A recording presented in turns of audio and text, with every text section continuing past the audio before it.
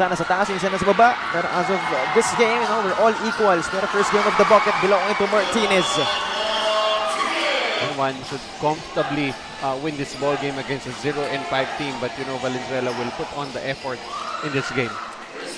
The most kanina, Coach Gilbert, one of the pioneers of the stretch big man. So definitely one of the guys na paniniwalahan talaga natin. Meanwhile, Martinez finishing. Minimum yung 6'2". But again, he's only 14 years old, no? Hindi ko nga alam kung 14 to 13 years old. Yeah, remember, it's 14 under, so pwedeng... That's what you like to see. 65. 1 point lead now for Val City, the home team.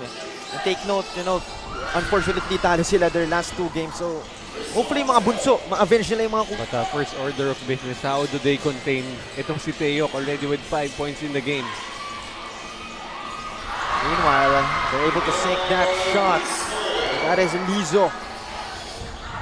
They continue to run. Martinez try to drop it, the steal. High octane indeed as Abukot running. The sidestep, able to finish in transition. This is what... To convert, they try to get it back. The rebound by Rizal Switch Fiber. Teok. Wow. Wow. Napawaw na lang si Coach Gilbert eh. This Teok kid. I see this as a future. Meanwhile, that is good. That's one way they could contain him. And again, the running still not stopping as that is a conversion.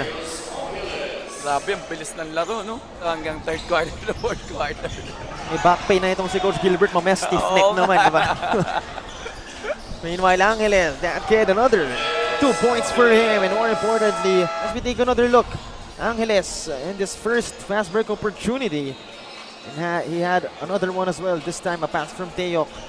And again, make that a 3-point lead for the Rizal Switch 5. Looking for that player who can score. Hindi automatic if you're the top scorer of your team, you're gonna have the best chances of getting recruited. Actually, look at the stat sheet, looking at the other things. Yung rebounds ko, how many rebounds did I get? Those are the kinds of players that you're actually looking for because they put premium on doing the dirty work. Kaso yun yung una nag-start from the pandemic, and then yung high school nga having started recently. So this 14 and under age group, not necessarily... Meanwhile, they fire for 3. Tolentino will hit it from downtown. Was definitely the guy to than anything. Definitely yung system nga na ina-emphasize na ating coaches here in the panel. Definitely important. Pero Rizal having this important 4-17. And once again, this is Manny Pacquiao's Junior MPBL. We shall return. Beauty Pound, active for quality sportswear. Chris Jacob collection for affordable but quality daily perfumes. And Wing Bowl, it's like coming home as that layup in transition is good.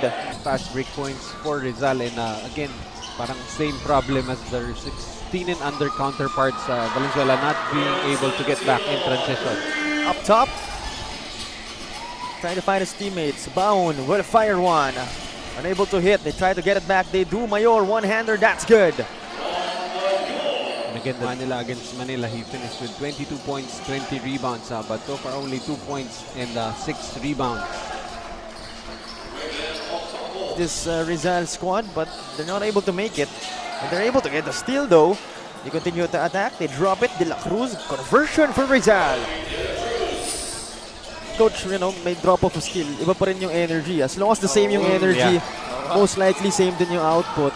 But malihabo for Valenzuela converting at that break.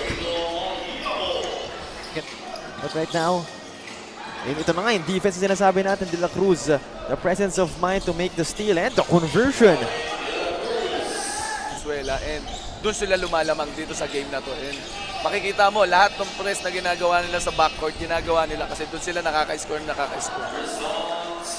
And true enough, ang only guy probably to match up with Teok for Rizal. And speaking of, here he comes. He attacks. He scores.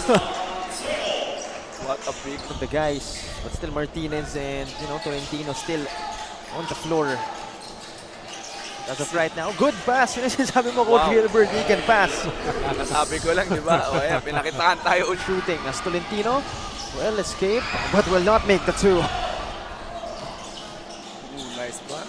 Meanwhile, a nice pass indeed basket and one. De La Cruz able to end. As we take a look at this pound for pound fitness foul counted move. Let's go back to 15-point lead. First of all, let's talk about Coach Gilbert, itong Valenzuela. You know what really went wrong sa first half nila and what should they do the next half? Help to your parents and getting especially high level of education, especially with the institutions that Bringing out in the hardwood.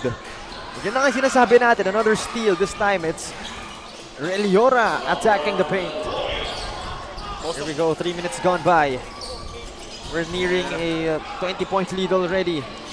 As of right now, Reliora makes it a much bigger lead. Previous game, mukhang yung sino pa yung lamang, yung pa yung naglalaro na parang sila yung naghahabol eh.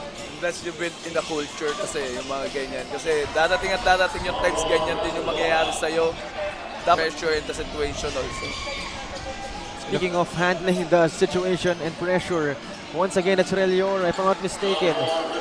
For your opponent, but also for the game. You're not gonna play at a lower, way lower level just so, you know, para yung kabilang team din mag-enjoy. You know, it's not really the game you love and that passion will shine through during the game.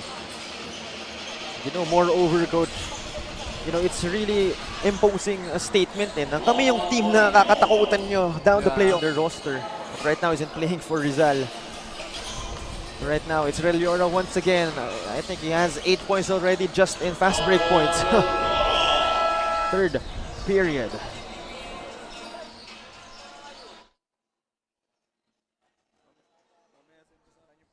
Back to you guys. Thank you very much, Nicole, for that report. And again, you know, never umabsent yung mga bata to sa training. Hopefully sa classroom di rin umabsent. Ayun naman talaga ang gusto ko rin sa mga players nila. Lalo pag naman angat na angat sila sa standing because of that.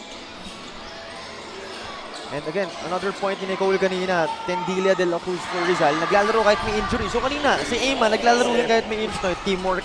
Narito na yung puno na sinasabi mo, Coach. So si Teo, nandito na sa court, naglalaro na. Ayun na.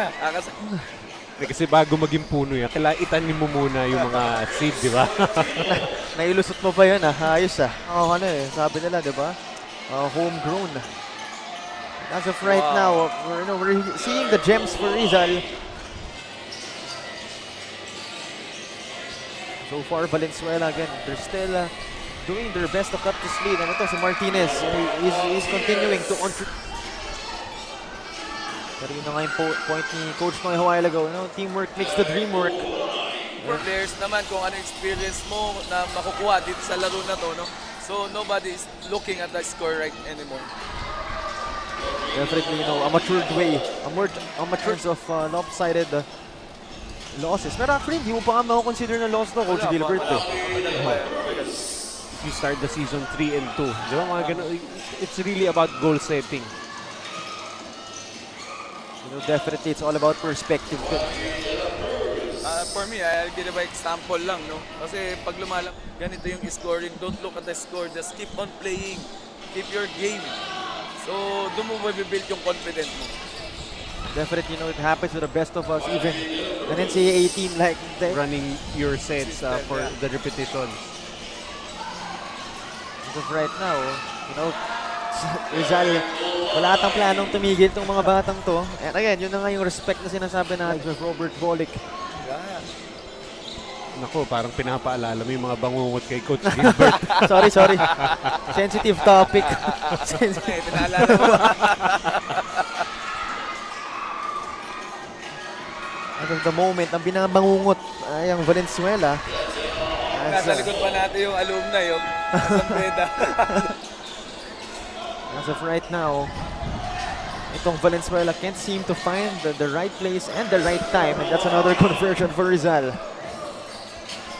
Right now, Itong Valenzuela, you know, we don't see the likes of Hernandez and Martinez anymore. Perhaps yun ang ginagawa na nga ni Coach Jun Dause. Yung sinasabi ni Coach Noy na playing your other guys. 3 minutes left in the game na lang. Pero ngayon, meron pa silang less than 7 minutes. So, a lot of time for them actually to showcase what they can do. As Corpus escaping for two. so opportunity for these guys to earn more minutes. As of right now, grabe yung other unit nitong Rizal still really just doing all the defensive jobs. Athletic talaga. Yung mahassle. Hindi lang puro score ng score. Pero when it comes sa defense, makikita mo talaga na talagang nakipagpalitan ng muka. Yun yung mga hindi pa uso dati yun eh. Jeans lang talaga. Jeans lang talaga. But for the meantime, no, let's take a quick look sa ating score. Rizal on their way probably to other end of Philippines. It's 82 to 48. Rizal in the driver's seat of a bus for Venezuela. They're the 10th place, second to the last place, so that's really, again, gotta hurt for them. On top of Rizal. Pero if they win this ball game, you know, they're gonna go 6-1. So I believe that's good for second place. Again, that's the story of the game, no? Yung turnover ng Valenzuela na nako-convert ng Rizal. So, MPBL Global, Junior MPBL Global. Yes, the Junior MPBL Global coming your way. Details and more info about that one. But of course, it's in the name, Junior MPBL Global, so definitely right on ko yung tanong ni Coach Gilbert. No, sooner or later, magkakaroon yan ng ibang bansa. But still, you know, you can still attest. So, ganun kahirap mag-coach. And again, you know, the title coach is a couple of games for Valenzuela. Who knows, they might be able to steal some. But if you're Rizal, you're in the right track. And hopefully, you know, when you face Antipolo, ikaw yung magwawag. There's 5 seconds remaining. Looks like they will just burn it out. And I think that will do it. Our final score, 96 to 55.